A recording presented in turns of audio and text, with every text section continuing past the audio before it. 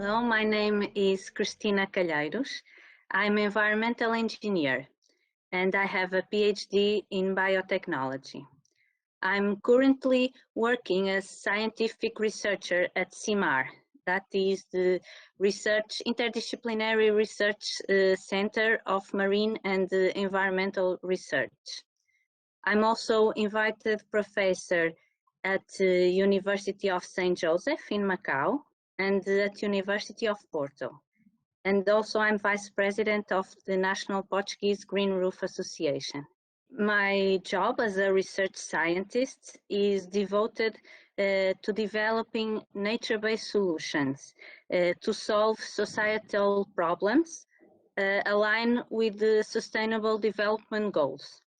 This means that I develop solutions like green roofs, green walls, constructed floating wetlands to deliver several ecosystem services like wastewater treatment, biodiversity promotion, and many others, and also to help to mitigate and adapt to the climate change that we are facing now. So I work with nature. And the STEM background is very important, all these skills, because my work is an interdisciplinary work. I have 3 lines of action. I do scientific research. I'm also devoted to education, environmental education, and the education for sustainability. And also I'm engaged with several associations that are devoted also to nature-based solutions and climate change issues. From early times, I'm interested in the Earth system, the nature dynamics, and all the interactions. But I think when my grandmother told me about environmental engineering on all the paths I could take, I think that was my special point of changing and starting to like and be interested about the nature-based solutions. Then I developed more with the PhD and the rest of academic career. But I think the inspirational point when I got to know the environmental engineer course. My working day is never the same, but usually I start with doing an update of ongoing projects with my colleagues and students, because I work in a team. And I do a lot of sampling campaigns, I mean field work. I go to the field, visit solutions, for instance, go to a green roof in the top of a building, go to a port marina to grab samples on the floating wetlands and things like that. And I bring them to the lab and I do the analysis. So I also have a lot of laboratory work. Also, I divide my time providing classes at universities and also courses with the municipalities and companies, more technical work. I also go to schools to work with teachers and students developing pedagogical materials and also doing small hands-on approach experiments. I attend many conferences because that's allow me to be updated in the scientific advances. And of course, I do a lot of collaborative work, meaning that I have to meet with a lot of partners, most of them international partners, like in a meeting like we are doing now.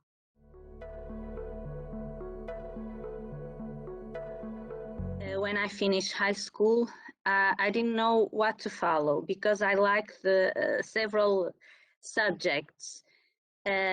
One thing I knew, I wanted to do something meaningful and that could be useful to the society. I was fascinated by the Earth system and the impacts that human had on the planet and what could be done to avoid or mitigate these actions, these impacts. So I followed environmental engineer because I didn't know very well what would be my job of the future, and with this I could have several options. When I finished the environmental engineer course, I was able to take a PhD in biotechnology at the Portuguese Catholic University, and it was very interesting because it was applied research. I was able to work in a company, develop a nature-based solution for wastewater treatment in the leather industry. So I started there to get in contact with companies, with business, and starting up with solutions and application. And then after I finished the PhD, I also had the opportunity to do 2 postdoctoral programs, also focus on nature-based solutions, green roofs and floating wetlands. So in the end, everything was connected. I had my alignment working with nature, with plants, with microorganisms, developing solutions and working with the other scientists.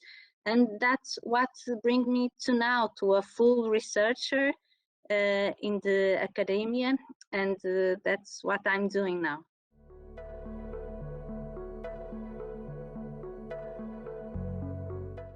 If I look back, it's very difficult. When you are happy with what you are doing and you know that all the choices that you made, even sometimes probably were not the best, they bring you what you are now. And so I won't change anything. Probably if I could invest earlier in my skills, develop my own skills more early times. But in the end, I think I was fortunate to have people that have supported me in terms of personal and professional, and helped me to take my path. My last year of the university, of the environmental engineering course, the university gave the possibility to every student to have an abroad experience, to go to another country and do a project in a company or work in a company. And I went to United Kingdom, working at Imperial College and with a biotechnology company. Related with phytoremediation of contaminated soils. And I was amazed because, wow, I'm working with nature, providing a solution, a natural, a biological solution that functions and can be applied. So I think that experience was very important to pursue my dreams, and it helped me to follow the path that I took. I also, my parents always supported me also to travel and to go to advanced courses, and that helped me also to see what choices I had and hear other persons talk about other jobs. So I think that combination was the thing that triggered me to follow this path.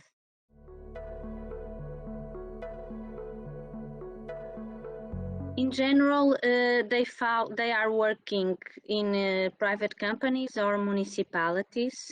Not many follow the academics. I think some years ago, the research scientist career was harder, and now there are many opportunities. So nowadays, it's much easier and you have much more prospects to follow this career. But like 20 years ago, I think it was more difficult, and I think for that not so much colleagues follow this path. For a research scientist, it's very important to have good analytical skills, to implement the experiments, to have critical thinking, engineering skills, because you have to dimension and design the systems, a lot of creativity, and also some business skills, because when we are designing nature-based solutions, they are going to be applied somewhere in a city, for example. So you have to have business and communication skills to talk with the stakeholders, to talk with municipalities, so they can be, it's not convinced, but they can understand what you are talking about. And also, when you are a scientist, you have to deliver well the message. You have to be understood and talk in a way that you can deliver the message.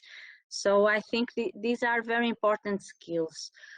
Also, to manage, have discipline and management. You have to make research funds management, hire people. So you have to have the ability to do that also. A lot of teamwork. One thing that I learned is that you are not alone. You will only have success if you collaborate, if you talk with others. And that is really the key to the success, and having good persons working with you, and that also share the same motivation and excitement. And also resilience, because in research a lot of things go wrong. I don't say it gone wrong. There are many ways to do things, so you have to be inventive, innovative, and having that inner resilience. But that's what makes part also of the excitement.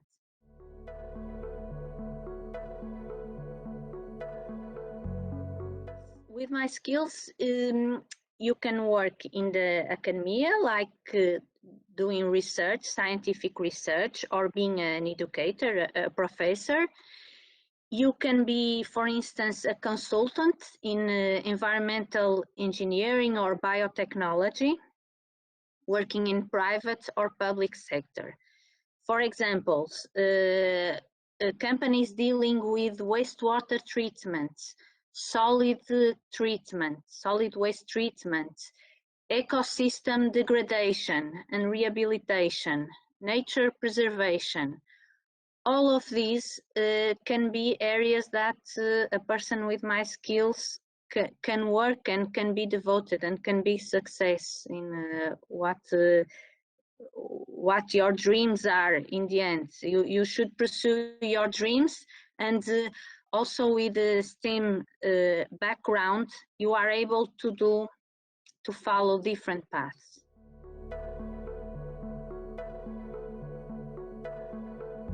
My main challenges are, when you are working with nature, you need to have an interdisciplinary background, because you need to have an holistic overview. You are not just an expert in engineering or microbiology or biology or mathematics. You have to have a little bit of everything. You don't get to know everything, but you need to have a holistic overview. And then you collaborate with other experts on the field. But it's important that you have that on you, and that's a challenge, because sometimes you are overwhelmed with so much information and knowledge, but it's a challenge. Another challenge is also having the possibility to collaborate with other people and be open to have other opinions, different views, and also be able to work and go forward. And especially in the research field, as I mentioned, there are a lot of things that go wrong, so you have to be inventive and creative, and do not give up. It's perseverance.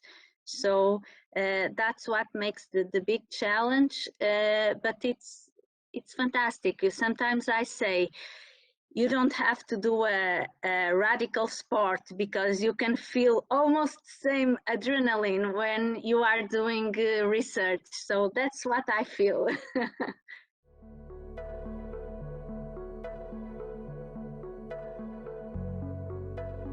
I think it's important for students to know themselves and be able to discover their skills and bring the best of they have inside of them.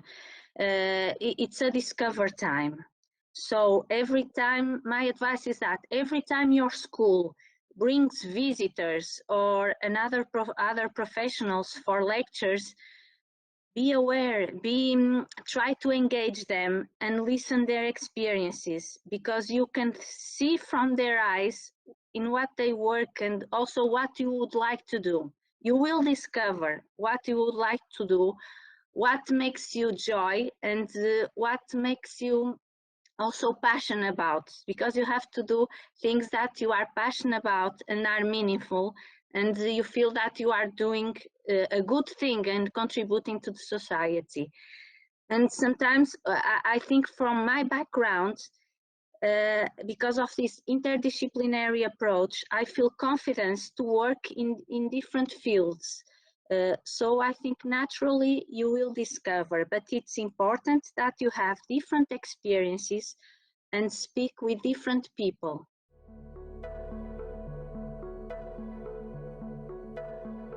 Nature-based solutions are very important nowadays. European Commission has launched a strategy to integrate green infrastructures and nature-based solutions in the politics, in the strategic programs for the development of the cities and the rural areas. So nature-based solutions are everywhere. It's not just a job for the future, it's a job that is needed now. People are needed now for this type of jobs because for the impact that they have in the society. So I would say it would be a good investment to follow this path. If you have this STEAM approach also as a background, you will be prepared to deliver these solutions and work on them. So we are facing, the Earth system, our planet is facing real challenges in terms of quality of life, the Earth system, nature preservation, and these solutions can give the answer or be part of the answer to all of these, especially to the climate change adaptation and mitigation. So people are needed to work on these fields. It's like the green jobs. So I would advise to follow this career.